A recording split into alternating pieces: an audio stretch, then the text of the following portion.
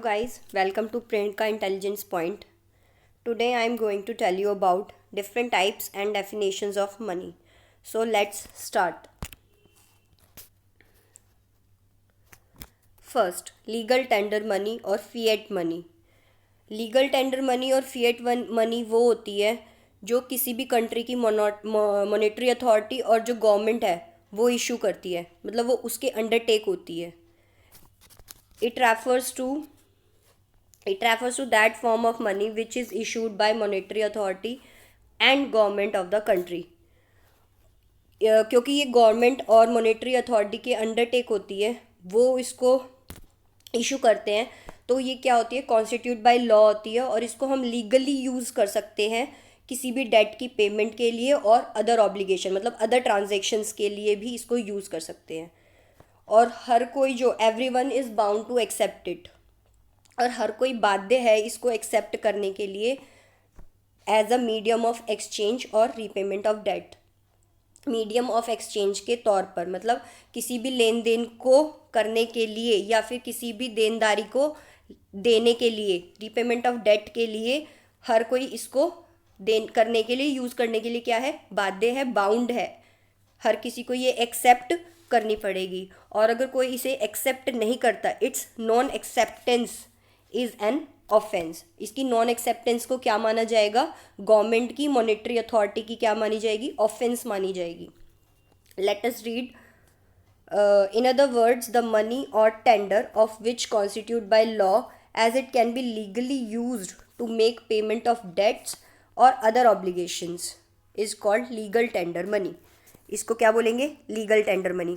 Basically ये एक वो मनी है जो किसी भी कंट्री की मॉनेटरी अथॉरिटी और गवर्नमेंट क्या करती है, इसको इशू. हमारी कंट्री में मॉनेटरी अथॉरिटी कौन है, reserve bank of India, RBI. और इसे हम फिएट मनी भी कहते हैं. Next,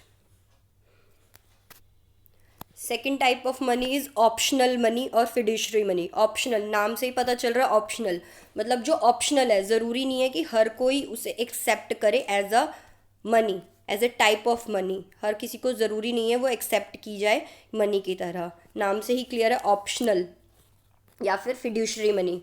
it refers to that non legal tender money which is not bounded to accept as a medium to exchange. मतलब ये एक वो नॉन लीगल टेंडर मनी है जिसके लिए कोई भी बाउंड नहीं है, बाध्य नहीं है कि वो एक्सेप्ट करेगा ही करेगा एक्सचेंज करने के लिए या रीपेमेंट ऑफ डेट्स के लिए, बल्कि इसको वो यूज़ कर सकता है on the basis of their trust. It is used as a money on the basis of trust that their issuer commands.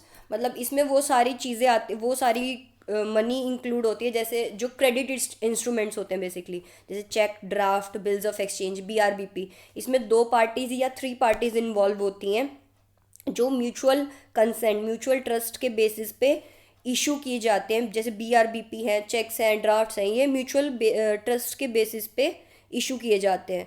तो अगर हम चाहें, जो 2 बिजनेस फर्म्स हैं या 2 पार्टीज़ हैं कोई भी, अगर वो चाहे तो इसको यूज़ कर सकती है as a money, but they are not legally bounded to accept it.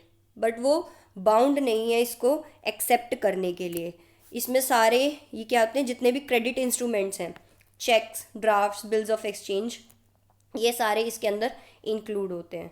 It's की नॉन एक्सेप्टेंस हम कर सकते हैं, मतलब इसको एक्सेप्ट करना क्या है, टोटली ऑप्शनल है. हम चाहे तो इसे एक्सेप्ट कर सकते हैं, चाहे तो ना भी करें. बहुत सारे लोग हैं जो करते हैं बीआरबीपी यूज़, चेक्स, ड्राफ्ट, और कुछ लोग हैं जो नहीं करते, कैश हैंडल करते हैं, कैश यूज़ करते हैं बेसिकली. तो ये मनी क्या है, टोटली ऑप्शनल मनी है. इसमें हम बाउंड नहीं है इसको एक्सेप्ट करने के लिए as a medium of exchange करने के लिए हम बिल्कुल भी इसे बाउंड नहीं है. बाउंड मीन्स बाध्य नहीं है. ज़रूरी नहीं है कि हम करें या नहीं करें, वो हमारे ऊपर बात है. Next, full bodied money. Guys, इससे पहले मैं एक टर्म समझाना चाहती हूँ, फेस वैल्यू और इंट्रिंसिक वैल्यू. फेस वैल्यू होता है जो किसी भी मनी की यूनिट पर लिखी होती है, मतलब it refers to the value which is return on the unit of the money. जैसे 10 रुपये के नोट पे 10 रुपये लिखे हैं तो उसकी फेस वैल्यू क्या रहेगी, 10 रुपये। मतलब उससे आप 10 रुपये जितनी ही चीज़ खरीद सकते हो, उसकी फेस वैल्यू क्या है, 10 रुपये। ना तो वो घट सकती है ना वो बढ़ सकती है, वो 10 रुपये ही रहेगी। इंट्रिंसिक, और सेकंड होती है इंट्रिंसिक वैल्यू। इंट्रिंसिक वैल्यू वो होती है जो वो मनी जिस कमोडिटी, जिस मेटल को यूज़ करके बनाई गई है, उसकी कमोडिटी वैल्यू। जैसे पहले सिल्वर के कॉइन्स यूज़ होते थे ब्रिटिश पीरियड में, ब्रिटिश टाइम पीरियड में सिल्वर कॉइन्स, गोल्ड कॉइन्स ये यूज़ होते थे। तो उसमें जो सिल्वर मेटल था सिल्वर कॉइन में, वो उसकी क्या थी, इंट्रिंसिक वैल्यू थी। जो सिल्वर की वैल्यू होगी उस सिल्वर कॉइन में कंटेंड, वो उसकी क्या होएगी, इंट्रिंसिक वैल्यू होएगी, उस कॉइन की इंट्रिंसिक वैल्यू होएगी। तो ये गाइस दो चीज़ें हैं, फेस वैल्यू और एक इंट्रिंसिक वैल्यू। फेस वैल्यू वो होती है जो उस नोट पर, उस कॉइन पर रिटर्न है, लिखी हुई है। और इंट्रिंसिक वैल्यू वो होती है जिससे वो कॉइन या नोट बनाया गया है, जिस कमोडिटी से या जिस मेटल से वो बनाया गया है, वो इंट्रिंसिक वैल्यू होती है। So now we have to read full bodied money. Full bodied money वो होती है जिसकी मनी वैल्यू और कमोडिटी वैल्यू इक्वल होते हैं, जिसकी जस्ट अ मिनट, जिसकी मनी वैल्यू इक्वल होती है कमोडिटी वैल्यू के, जिसकी मनी वैल्यू इक्वल होती है कमोडिटी वैल्यू के। मनी वैल्यू मीन्स जो उसकी फेस वैल्यू है, जो उस मनी पे उसकी वैल्यू लिखी हुई है। और कमोडिटी वैल्यू वो होती है जिस भी कमोडिटी, जिस भी मेटल से वो बना है, बेसिकली इंट्रिंसिक वैल्यू। तो वो मनी जिसकी मनी वैल्यू और कमोडिटी वैल्यू, मनी वैल्यू और कमोडिटी वैल्यू क्या है, इक्वल हैं, उसको बोलते हैं फुल बॉडीड मनी। या ये भी कह सकते हैं in other words, money whose face value and intrinsic value are equal, जिनकी फेस वैल्यू और इंट्रिंसिक वैल्यू इक्वल है। फेस वैल्यू जो उस कॉइन पे, जो उस मनी पे रिटर्न है, जो वैल्यू उस पर लिखी हुई है, और इंट्रिंसिक वैल्यू वो होती है जिस कमोडिटी से, मेटल से उसको बनाया गया है। जब ये दोनों इक्वल होती हैं तो इसको बोलते हैं फुल बॉडीड मनी। मतलब क्या हुआ इसका, money value equals to commodity value. वो मनी जिसकी मनी वैल्यू और कमोडिटी वैल्यू इक्वल होते हैं वो फुल बॉडीड मनी होती है। फॉर एग्जाम्पल ब्रिटिश पीरियड में क्या था, 1 रुपये का कॉइन सिल्वर से बनाया जाता था, तो उसकी कमोडिटी वैल्यू और मनी वैल्यू क्या थी, इक्वल थी। 1 रुपये की कॉइन की वैल्यू जितना उसमें सिल्वर, जितना सिल्वर उस बनाया गया उस कॉइन को सिल्वर यूज़ करके, उतने के इक्वल था। 1 rupee coin was made of silver and its money value was same as commodity value. तो फुल बॉडीड मनी वो हुई जिसमें मॉनेटरी वैल्यू इक्वल है कमोडिटी वैल्यू के। नेक्स्ट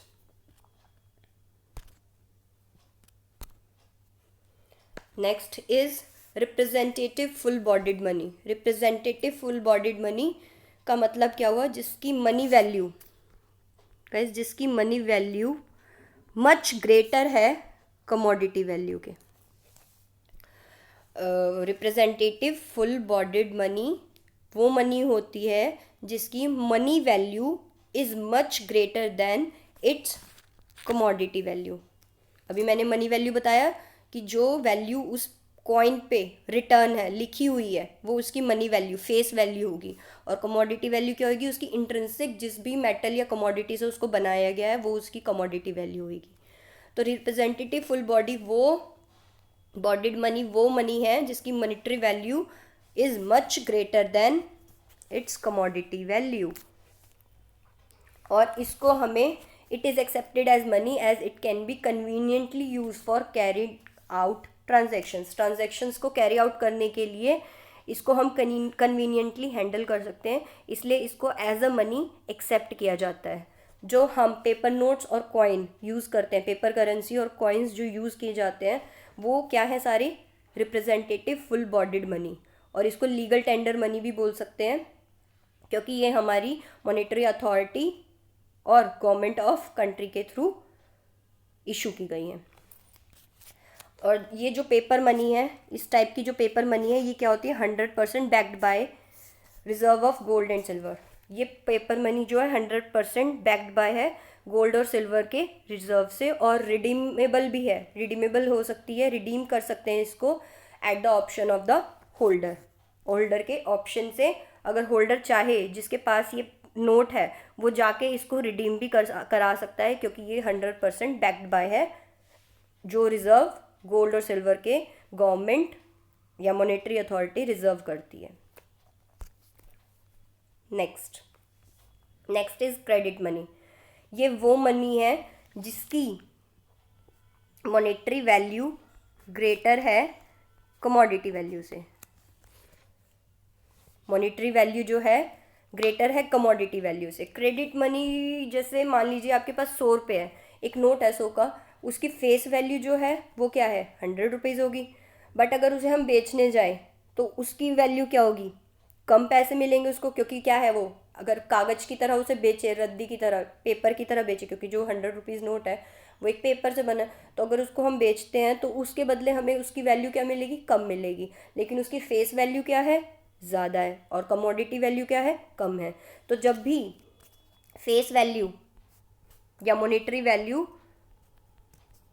फेस वैल्यू या मॉनेटरी वैल्यू इंट्रिंसिक वैल्यू से, commodity value से ज़्यादा होती है, तो उसको बोलते हैं क्रेडिट मनी। क्रेडिट मनी मतलब जैसे क्रेडिट कार्ड्स हो गए, बैंक डिपॉजिट्स हो गए, जिनके थ्रू हम चेक्स, जैसे बैंक डिपॉजिट्स हैं, चेक्स के थ्रू हम क्या कर सकते हैं, विड्रॉल कर सकते हैं, तो ये सारी क्या है, क्रेडिट मनी आती हैं। तो it refers to the money whose money value is greater than its commodity value, जिसमें किसी भी मनी वैल्यू ज़्यादा होती है उसकी कमोडिटी वैल्यू से, या फेस वैल्यू ज़्यादा होती है उसकी इंट्रिंसिक वैल्यू से, वो सब क्या कहलाते हैं, क्रेडिट मनी कहलाते हैं। So guys, if you found this video useful, please like, share and subscribe my channel. Thank you.